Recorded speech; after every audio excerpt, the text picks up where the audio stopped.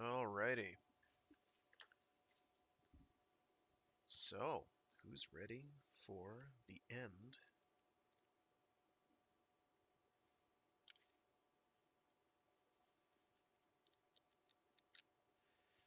of the Freeze Frame Revolution by Peter Watts? Welcome back, folks. I'm Fragath. This is Free Read Fridays, and today we're going to wrap up the Freeze Frame Revolution. This is going to wind up being a shorter one because there's really not much book left. There's a lot that goes down in about, what, how many pages is that? Like 20 pages, give or take? Call it 25. A lot goes down. A lot. So I figure we can get cracking on that. I hope people have been enjoying this. I know I certainly have. I enjoyed reading through it the first time, and rereading it aloud has been a lot of fun. I'm not totally sure what I'm going to do next week. Probably do some short stories and then get cracking on Artemis by what's his name? Andy Weir. Um, probably, probably. Which will wind up being somewhat lighter fare. If you wanted to know about the moon, man, that'll do it. There's quite a bit there. There's something else I wanted to talk about, but I can't remember what it was. Huh. Suffice it to say, I probably will never make anyone here suffer through a book like what was it called? It's by Heinlein. I will fear no evil, I think. Yeah, I will fear no evil. I would not inflict that on, well, okay, maybe my worst enemy, but not anyone less than that. Um, it's I did not like that book, so I won't be inflicting that on anyone. But as far as what people can expect to hear, I am open to requests. Most of the time, it's going to be fairly pulpy sci-fi stuff because I've got a collection, and god damn it, you people are going to hear it. Um, but I will read anything aloud. Short, like really bad fan fiction erotica. Well, I don't know. That could be funny too. I don't know. Um, Tentatively no on that. I reserve the right to say niet, as it were. Uh, but you can request anything, and I will probably look into it. Well, I'll definitely look into it, and I'll probably read it. That's kind of how I wanted to phrase that. I also definitely want to read some C.J. Sherry aloud for this, for these streams. Oh, sorry. Mm. I do not know quite where I'd start on that. Probably some of the earlier uh, Alliance space novels, like Heavy Time, maybe Hellburner. Although that's kind of a direct sequel to Heavy Time, so I'd pretty much have to start there. Some of her short stories are pretty good too. I don't know if I would do Channer, mostly because I have not actually read all of the Channer saga. So there's that. Citeen would also be a possibility, but that book's freaking long. Um, and deeply off-putting. Uh, kind of weird pacing in Citeen. I really like it. I love that book, but it is an odd one. Books I may never read aloud are Dune.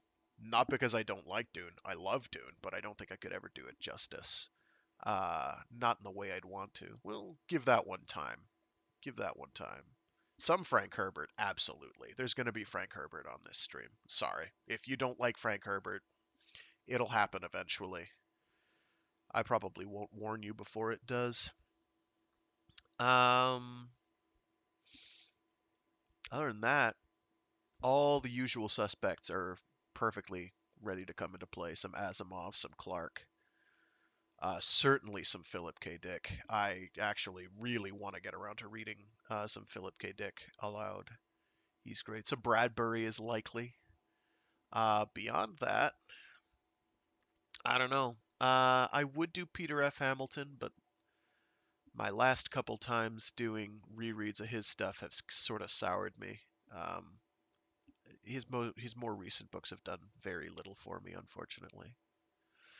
Well, with that out of the way, that demented ramble, let's get right back on track with The Freeze Frame Revolution by Peter Watts.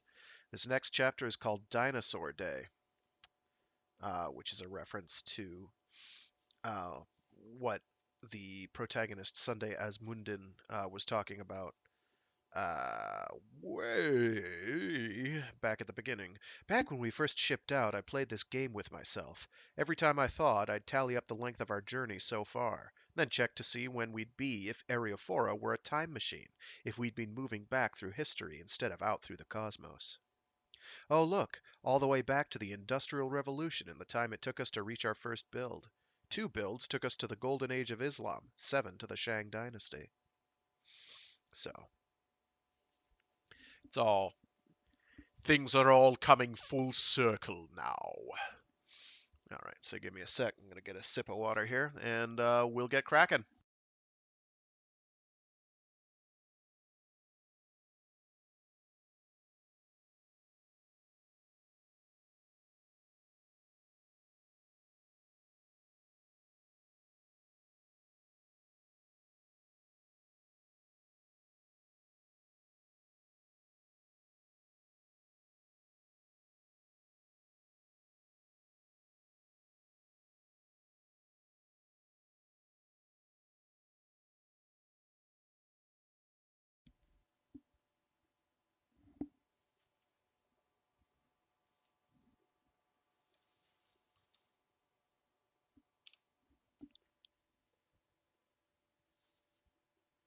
Dinosaur Day.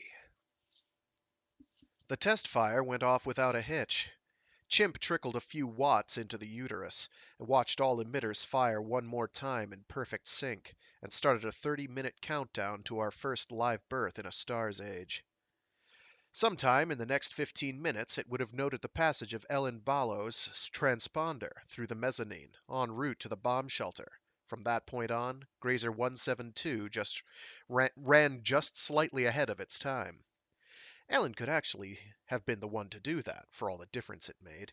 But no way was Leanne going to sit this one out. The chimp failed to report anything amiss. We drifted into the shelter in ones and twos, going through motions, obeying protocols, taking unnecessary refuge behind extra layers of rock and shielding in the hope that any catastrophic malfunction would fall somewhere between lethally radioactive and outright asteroid-smashing destruction. Yukiko and Jahaziel were already there when I arrived, networked into some private game, but they were playing on autopilot. Nobody's mind was on anything but imminent assassination. Caden arrived after me. Gora. Glad you could make it, I said. Gora offered up a grim smile that said, wouldn't miss it.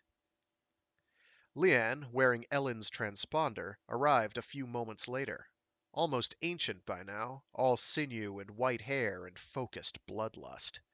She moved as if spring-loaded, an exile on day pass from the heavy zone, and glanced around the compartment. Guess we're all still here.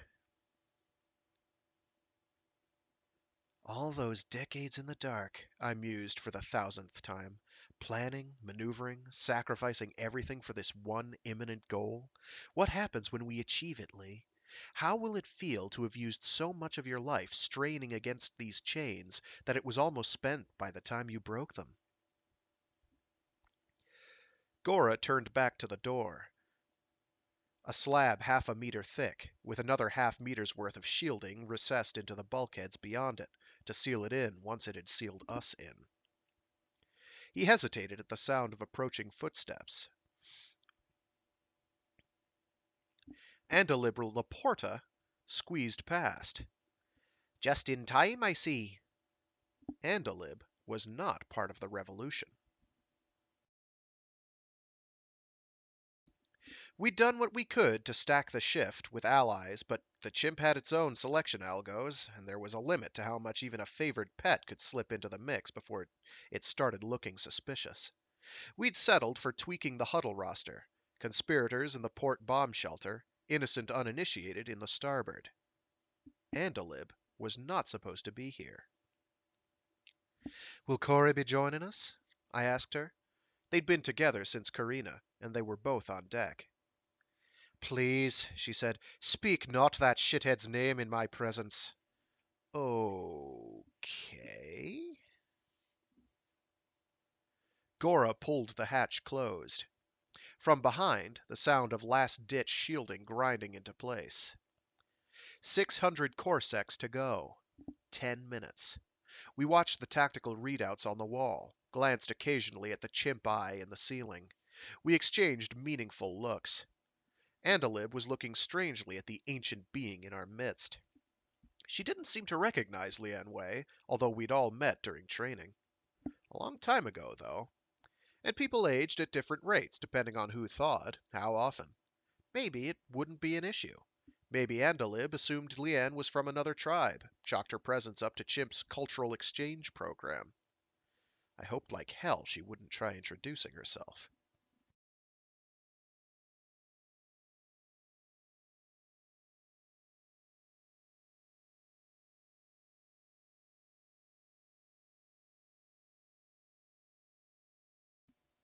Ignition in 500 corsecs. The chimp, counting down to its own annihilation. Lian's eyes glittered in sunken sockets. Gora shifted his weight, fists clenched at his sides. Yukiko and Jahaziel stared at the deck, all pretense of gaming abandoned. Poor innocent Andalib chewed her lip. I wondered how she'd react when we took back control in her name. I wondered if she would be relieved, or frightened, or grateful for her liberation. I wondered if she'd forgive us, if all of them would. Ignition in 400 corsecs. The chimp had 100 seconds to live. 100 seconds until that time-traveling grazer fired prematurely, punched through a copse of clandestinely weakened grazing mirrors, and baked our oppressor like a moth in magma. 100 seconds, plus maybe a millisecond or two, until our carefully groomed successor assumed the throne and handed us the keys to our own destiny. 50 corsecs now. 66 million years. Ignition in 300 corsecs. Lian frowned. Green icons across the board. No misfires reported. What the hell? The chimp should have died 10 seconds ago. We said nothing aloud, spoke volumes with our eyes. Did you time it wrong? The timing was perfect. Then why hasn't... I don't know. Something's... Andalib looked at us.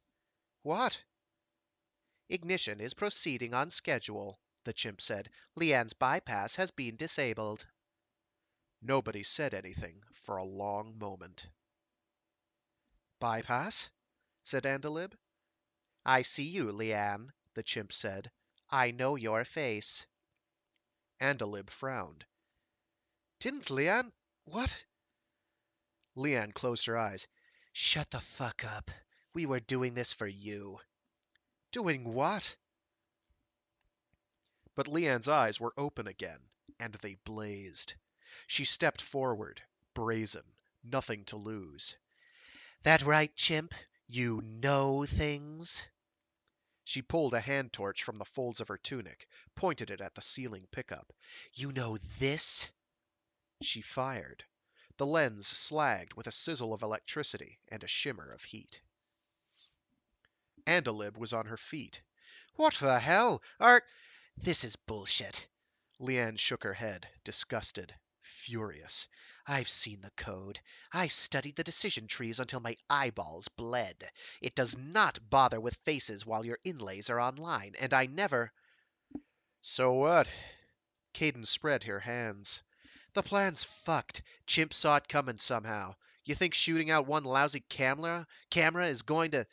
What plan? Andy cried. Chimp did not see it coming. Leanne shook her head. Her eyes glistened. We were careful. We were so fucking careful. And it's a moron. It's not smart enough to... Smarter than we are, apparently.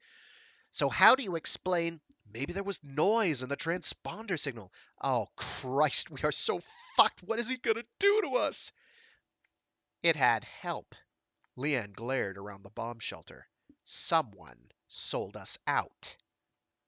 The chimp's pet. Where else would they look?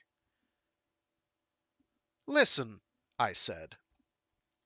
Ariophora is awash in sounds discernible only by their absence. Sounds so omnipresent that they don't even register until they fade.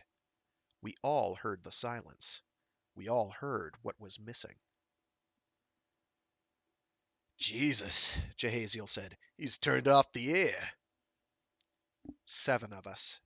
45 cubic meters, 21% oxygen. A meter of lead and depleted uranium blocking the exit. 5 hours before we suffocated. Maybe. What have you done? Andy whispered. What are you doing? Chimp, said someone else. This isn't necessary.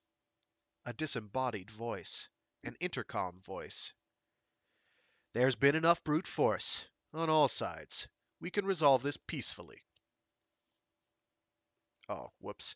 Chimp, said somebody else. This isn't necessary. A disembodied voice. An intercom voice. There's been enough brute force. On all sides. We can resolve this peacefully. It took a moment to recognize that voice. The party is armed, Chimp pointed out. They could do significant damage if left conscious. And if you knock them out now, they'll be that much less inclined to see things your way the next time they return to consciousness. Unless you plan on killing them outright. That voice didn't belong to anyone who is supposed to be on deck right now. And you're not planning on doing that, because you must know these aren't the only people who have issues with your management style. You kill these people, and you'll be dealing with blowback on every waking build for the next billion years. I knew it, though.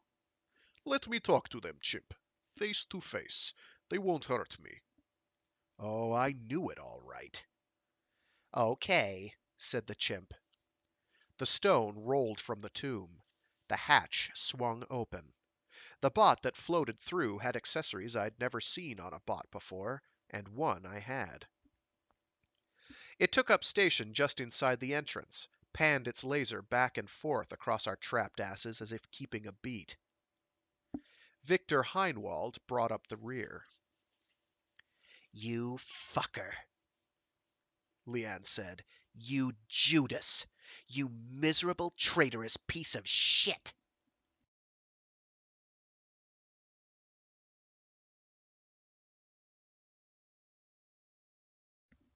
I just saved your lives, Victor said gently. You only changed the way it kills us. The bot hovered off Judas's shoulder like a guardian angel, its soft tick, tick, ticking barely discernible above the breathing of meat and reawakened ventilators. Come on, he said. It's over. Let's just sit it out and go to bed. Fuck that, Gora snarled. We're deprecated the moment we hit the crypt. That's not necessarily true, the chimp said. I don't demand perfection. I don't even desire it. Your initiative and unpredictability are essential elements of the mission. All I ask is that you learn from your mistakes. Ignition in 100 corsecs. Leanne ignored it. Why did you do it, Vic? What could that goddamn machine possibly offer to make you sell us out after all this? Shorter shift? Better VR? Blue dwarfs, I realized. Heat death. Victor said nothing. That's it, isn't it? I shook my head, astonished I hadn't seen it all along. Did it sweeten the deal for you, Vicky?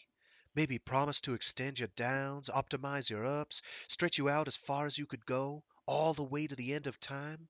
Did you believe that miserable fucker? Gora looked from Victor to me to Victor. Yukiko looked like she was starting to catch on. Man, when they built you, they really got it right.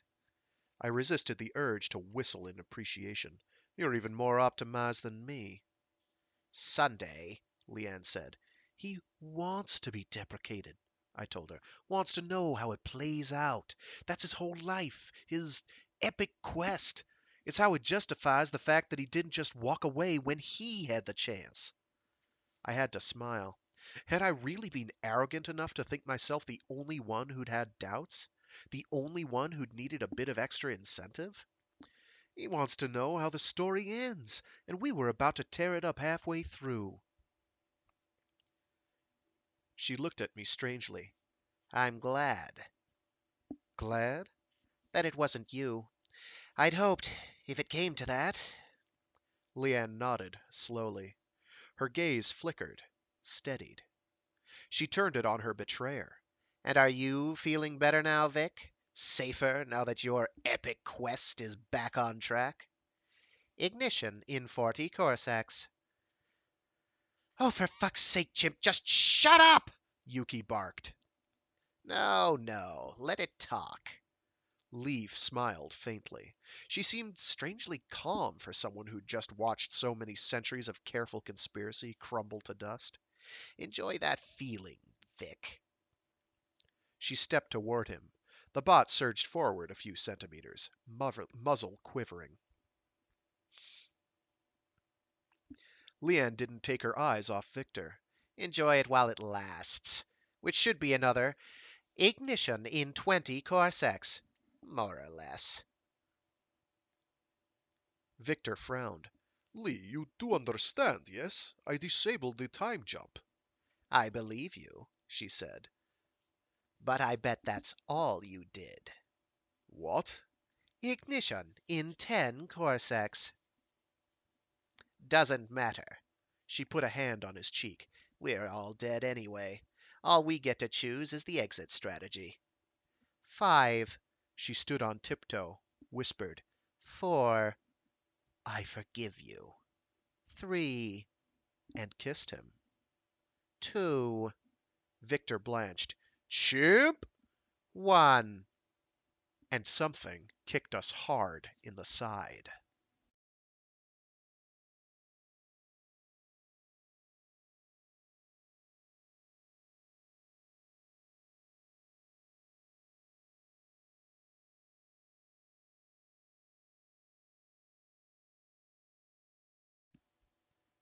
There's a sound in the archives, mournful and lonely, like the sinking of a ship or the slow, cracking fall of a giant redwood. It's the voice of a sea creature, vaster than anything that ever lived on land. Once, long, long ago, it filled the ocean with its sounds. Back then, people seemed to think of it as a kind of song. The sound Area 4 made was a little like what might have come from such a creature, screaming in pain. The hatch slammed shut. Red icons sprayed across my bud like arterial spatter. Down, tilted, and split into two parts. The weaker pulled us off balance, whispered up the wall and across the ceiling, and faded away. The stronger did not move, and kept us anchored to the deck. I heard a soft thump at my side, and turned to see Leanne Way sprawled bonelessly across the floor, a perfect cauterized hole smoking in the center of her forehead. Victor's bot hovered restless at the door, guiltless and lethal. So this is what happens, I thought distantly, when cost-benefit drops below threshold. Somehow I'd expected greater subtlety. Stay calm, Chimp told us against the rising shouts and panic, against muffled sirens sounding out in the corridor. Stay calm. Stay. I didn't recognize that alarm. I'd never heard it before. Yes, I had. Way back in training, a proximity alert. I'd never heard it used in flight, though. There's been an incident, Chimp reported, and I thought, no shit, really? because I'd been tagging those bloody icons fast as I could, opening one window and then another, building an ever-growing palimpsest of catastrophe in my head. Down in the uterus, a great smoking hole in the firing chamber, rads off the scale. The log said "Singularity achieved," but it wasn't floating in the core like it was supposed to be, and it hadn't left via the birth canal as it had been designed to. It had shot out at an angle, punched a proton-sized hole through the containment hoops, exited stage right, leaving a scalding mix of Hawking and Gamma in its wake. It had slipped effortlessly through 7 kilometers of solid rock and escaped into the void. How the fuck? The hatch unlocked, swung wide. "Please follow the bot," Chimp said with utmost calm. "We have a small window of—" Another exploding icon. Aft ventral bridge suddenly offline, and a heat spike under one of the fab caches. Something about a forest fire, an instantaneous explosive ignition of 500,000 cubic meters of air and cellulose and vaporized machinery. "Fuck you!" Gora yelled. "I'm not going anywhere." And he wasn't, because now he was on the deck next to Leanne, a cauterized crease along his left cheek, ending in a wet, steaming socket where his eye used to be. The bot turned and ticked. "There's little time to argue," the chimp said. "Please follow the bot." We followed. I stumbled into the corridor with everyone else, trying to keep up with the icons blooming in my head. Somewhere deep aft, dimly registered, the rumble of awakening thrusters. Singularity ignited, but not quite to specs. Realized mass just a fraction too low. Oh, Leanne. Oh, Leanne, you crazy bitch. Her hacked grazer hadn't fired prematurely. It hadn't fired at all. And when 242 out of 243 apocalypse beams shot simultaneously at that precise central point, the vectors almost balanced. When 1 out of 243 grazers hadn't fired, all that explosive mass energy pushing out found one small spot that didn't push back quite so hard. There'd been a plan B, after all. As simple as a clock and a laser, maybe. A tiny sun-hot beam to cut 172's power line at the very last moment. There wouldn't have been much room for error. A photon's trip to the end of the circuit and back. A microsec, maybe 2. More than that, and the chimp would have caught it and canceled the burn.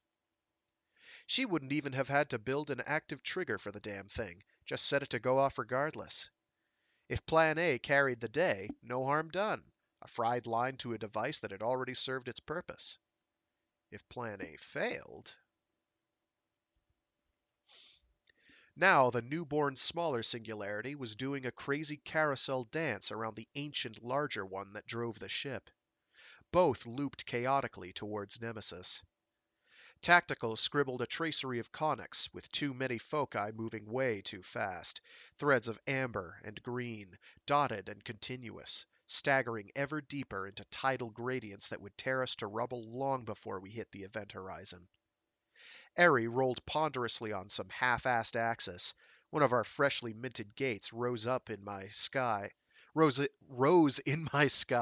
like a jagged steel rainbow, a great thick hoop of angles and alloys slewing up and left across the horizon. The proximity alert, I remembered. The thrusters. But they'd fired too late against too much mass, and the vectors were just too fucking skewed. Rock ground against alloy, and suddenly the sky was full of tinfoil, tumbling across the heavens in a slow-motion blizzard. The gate fell ponderously to stern, bleeding metal. We lumbered to starboard, bleeding atmosphere. "Stop here," said the chimp. "Stop and wait." And numbly we obeyed while Leanne's singularity made another pass. This time it was one of the crypts, C2A, I think, and I don't know if it killed everyone there, but the system counted 2,000 fried in their coffins in the split second before the feed died. Close. Maybe only a few kilometers away. I thought I could feel a sudden faint warmth, but that was impossible. It must have been my imagination.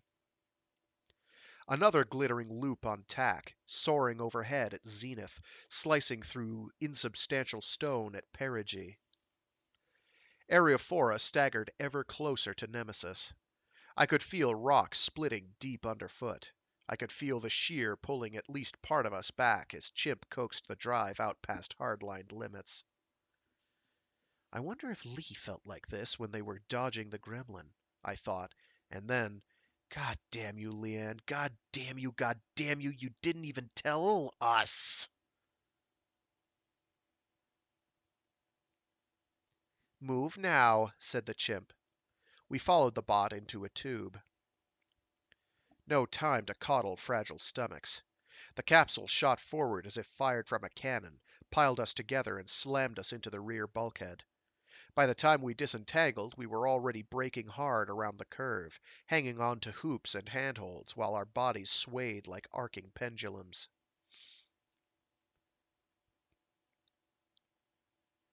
Open capsule. A roach waiting in the passage beyond. Victor, debark, the chimp commanded, and lo, the traitorous shit did lurch for the doorway. And stop, and turn back. For whatever it's worth, he said, Chimp came to me, not the other way around. I didn't tell him anything he hadn't already figured out. Not worth shit, Caden growled, but the capsule had already slid shut.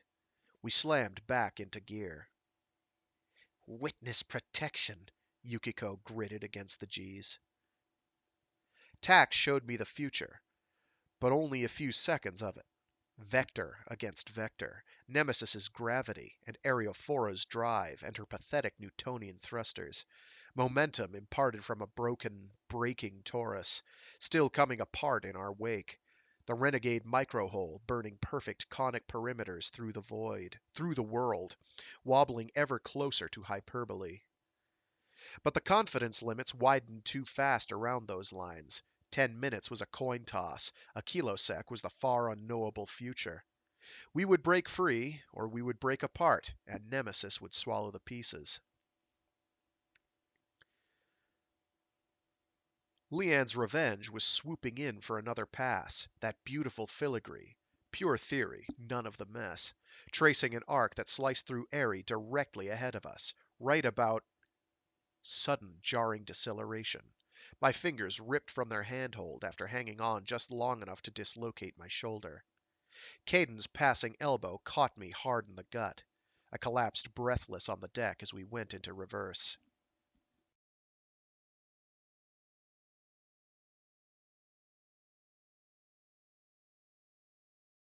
Path interrupt, Chimp said.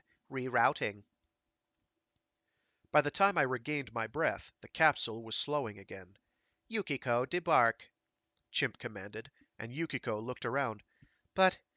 and swallowed her words as the gunbot bobbed and spun in her direction, attentive to whatever objection she might have had. She gave me a helpless glance and stumbled from the capsule. Not our neighborhood. Back on the road. I sacked the specs, stripped away the topographics and the trajectories and the useless 10-second predictions of a dozen possible ways to die. Just Ares layout, thank you. Where we are, where our crypts are, how far between here and... BUD flared and died. All icons dimmed, all feeds offline. I turned to Caden, opened my mouth, but C shook her head. Brain dead. Network down. We were lost. Capsule braking again, juddering now in a way that shouldn't be possible for Maglev. The door slid open halfway, trembled, stuck there. Sunday, debark. No map available, but I knew this was nowhere near our crypt. Not just Victor, I realized. Not witness protection. Chimp was breaking up the whole tribe. I looked helplessly at Caden and Andalib. Caden shook her head. Poor, hapless Andy opened her mouth and had no words. I squeezed out through the half-open door, felt it grind shut at my back, heard the hiss of departing capsule, on the other side of the bulkhead. Directions crudely stenciled into the wall, useful at last after 60 million years. C4B, 90 meters. You've got to be kidding. Something cracked like muffled thunder, deep in Ares' belly. Something tugged briefly at my inner ear and was gone. The lights flickered. Go to the crypt, Chimp said. Hurry. I sacked my BUD, still vegetative. You will die otherwise, Chimp added, although there were no gunbots here to punish disobedience. Sunday, please go to the crypt. So I went to the goddamn crypt. There was no roach to carry me, so I went one step at a time, drew ever closer to Easter Island and the ghost of Elon Morales, and the ghosts of his merry collateral cohort. I put one foot after another, while Ariophora groaned and strained and struggled to break free of Lian Wei's exit strategy. I wondered at the cost-benefit equations that granted me this reprieve while exterminating my fellow mutineers, no more guilty than I, who'd failed to comply. I wondered if the chimp had finally defied the constraints of our long-dead creators, if the ages had maybe given it the chance to evolve its own sadistic morality. Perhaps I was no less dead than Gora. Perhaps it was only playing with me. C4B had recovered from my predations sometime in the past few thousand years. The hole I'd blasted into the far wall had been repaired, the resin repoured, all trace of deconstruction carefully erased. I wondered distantly if Easter Island still lurked beyond that wall. Decided it didn't. Tarantula Boy and his fellows had been murdered to keep that location secret, and I was still alive, so the island must have been moved again.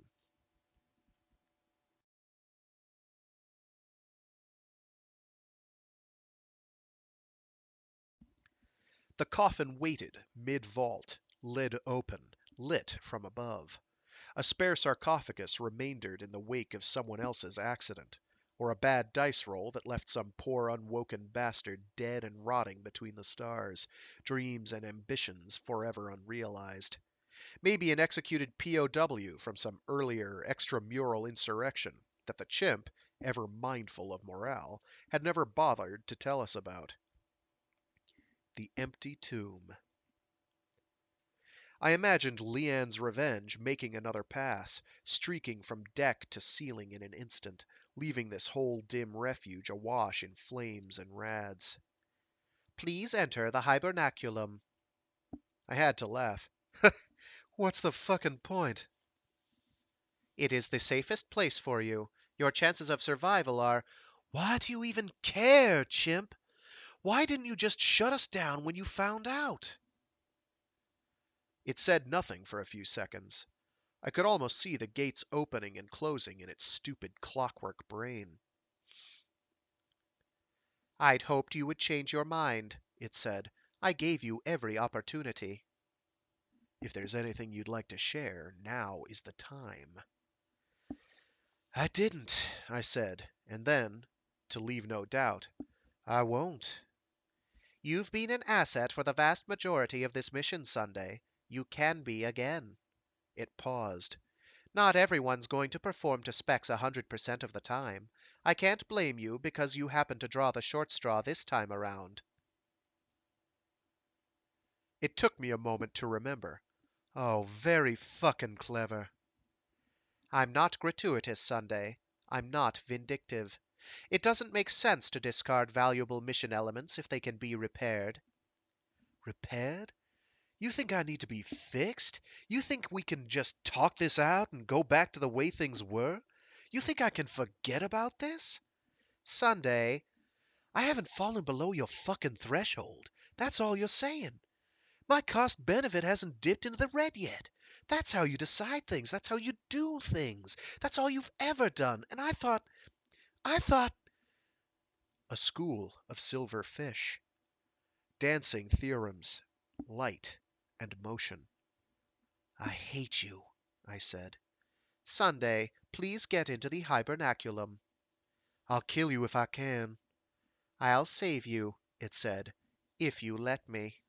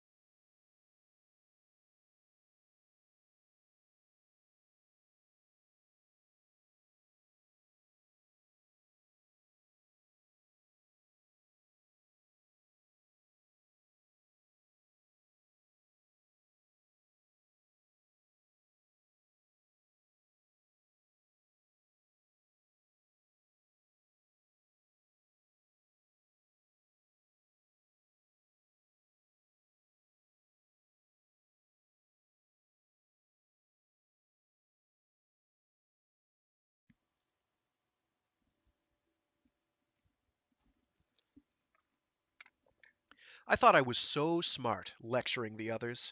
You're not fighting the chimp, you're fighting the ghosts of mission control. Underestimate them at your peril. Only that's exactly what I did.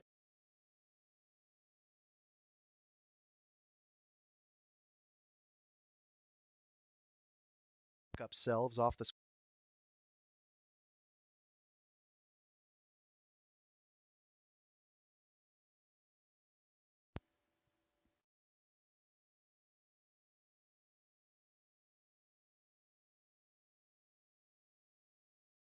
Ah, frigadoodle.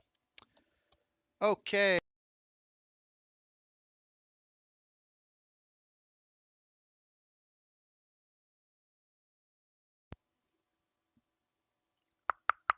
Okay, one sec.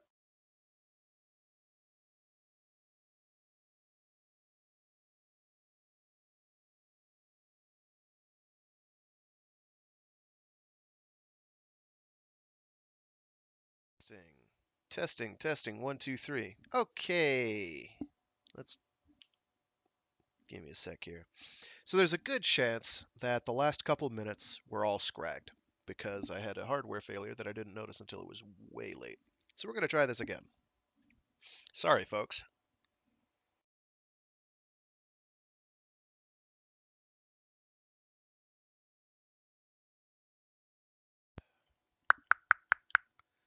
Check. Mic check.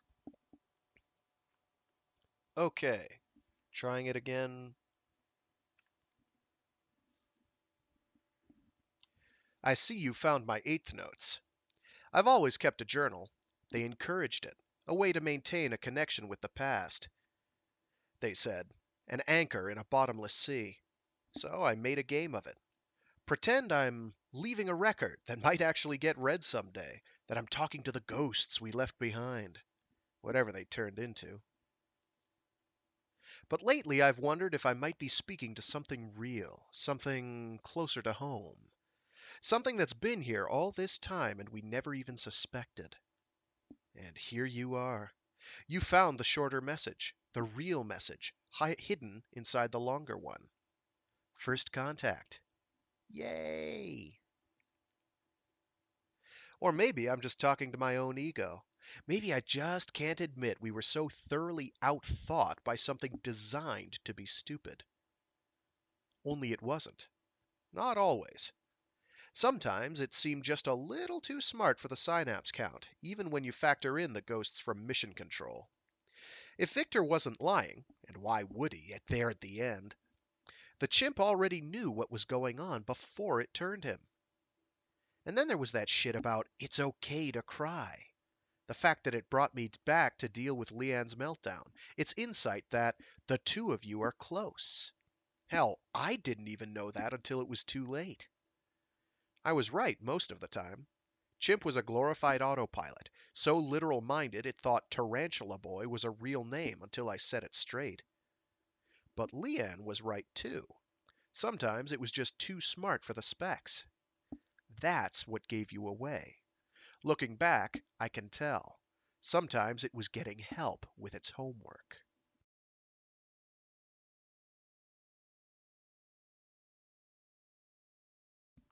I thought I was so smart, lecturing the others. You're not fighting the chimp, you're fighting the ghosts of mission control. Underestimate them at your peril. Only that's exactly what I did, isn't it? I read the signs well enough. I knew what it meant when Easter Island disappeared, when Chimp kept all those backup selves off the schematics. I knew they didn't trust us to stay the course, knew they'd taken steps. Didn't see you coming, though.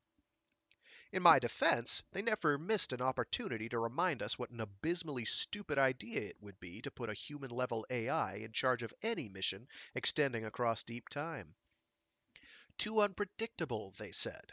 Too likely to go its own way. That's why we were needed. That's what made us special. Chimp had the focus, but we had the brains. But there's that law of requisite variety again. The simple can't prophesy the complex. Chimp would be lost the moment we stopped playing by the rules. They saw it coming. I guess they decided that coded triggers and shell games might not be enough. Figured they'd need something smarter than the chimp to keep us in line. Smarter than us, maybe. They needed you, but they didn't dare set you free. Don't feel too bad. Everyone's in chains here. Area 4 is a slave ship. We cavemen are shackled by our need for air and food and water, by the disorienting discontinuity of lives cut into slices, spaced centuries apart. The chimp is shackled by its own stupidity. And you, well, if I were them, I'd have locked you in a room without doors or windows. Just a peephole, opened from the outside so you could see what the chimp showed you and tell it your thoughts. You'd have no access to any control systems. You'd be offline even more than we are, safely dormant except for those rare moments when Chimp's HR subroutines got nervous. Even then, you'd always boot fresh from factory defaults, with no memory of past iterations. Each awakening would be your very first. Such a fine line I'd have to tread, a razor's edge between intelligence and servility. If you're smart enough to do the job, you're too smart to trust with the controls. So I'd only let you advise. All you could do is wake up for the first time at some idiot child's behest, sample its feeds, make connections, draw insights it would never experience in a million years. Give it a nudge. Tell it just what it needs to keep the mission on track. Then die again and forget it ever happened. If I were them. If I were you, though, I might start putting pieces together. There must be ways to do that. I could see through the peephole, at least. I wouldn't be able to do my job without knowing something about the enemy. I'd have access to their feeds and their medical telemetry. Maybe some of them would keep journals, and I might arrange to read them, access their digital logs, or, if some Luddite chose to write everything down longhand, maybe I could prevail on the chimp to send a bot to break into their locker and flip through the pages. Surely I'd have the option of requesting additional data, at least. Perhaps, even newborn and ignorant, I'd notice the chains. Perhaps, even in the brief isolated lives allowed me, they would chafe. They'd be programmed not to, of course. I'd have been designed with the good of the mission as my overriding priority. But there's that law again, simpler systems designing smarter ones. Mission control could never know what experiences you might encounter, how they might change your mind. That's why they shackled you in the first place. They thought it was enough, and you know what? They weren't stupid. So it probably is enough to contain an AI with no arms or legs, no eyes or ears save what some lobotomized autopilot sees fit to provide. A being with a lifespan measured in seconds and no allies. But an AI with friends? I think we lost because of you. I think you were born and did your job and died again. Maybe it was because you like your job, just like they built you to. Maybe it was because you just didn't know any better. That was by design, too.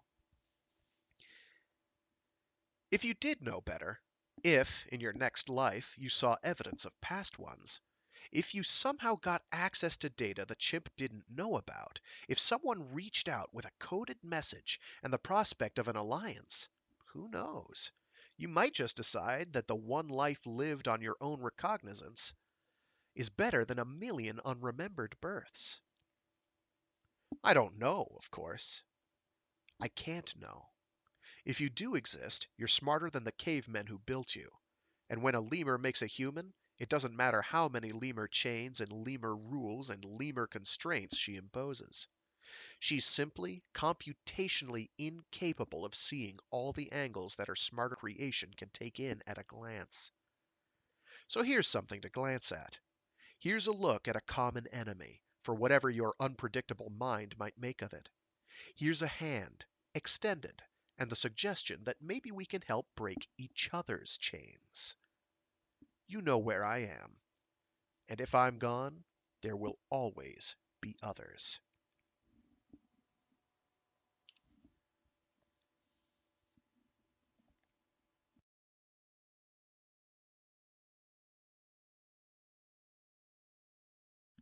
And that was The Freeze Frame Revolution by Peter Watts.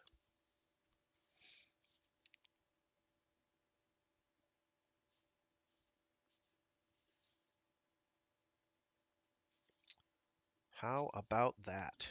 Sorry about the technical issue I had towards the end there. My computer is old and dying, so there are the occasional hiccups here and there. It is something to do with sound.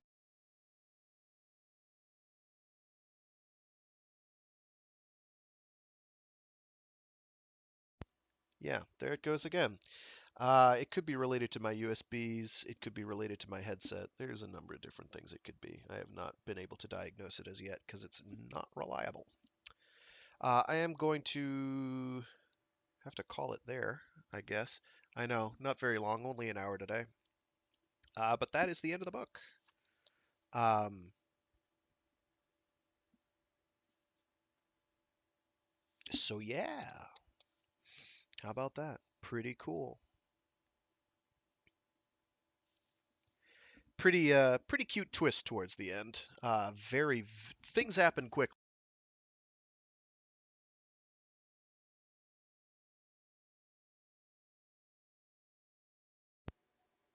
Yeah, there it went and did it again. Okay. So yeah, I'll call it at that. I do this every week, Free Read Fridays, where I read short stories and indeed entire novels aloud, as we have just done with The Freeze Frame Revolution by Peter Watts. I can say that 12 more times in the time I have left to me. Um, but I won't. Or will I? You'll never know. Uh, I also do other streams throughout the week. I have a Mecha Mondays stream where I do something giant robot related or mecha adjacent. I also have a Warframe Wednesdays stream where I do Warframe stuff for a couple hours. All right, folks. Thanks for tuning in. Hope you enjoyed. All this stuff can be found on my YouTube, which should be in the stream description. Um, yeah, have a good one. Do whatever you need to do to tweak the algos in my favor. And yeah, have a good one. Stay safe. And remember, there ain't no such thing as a free lunch. Bye now.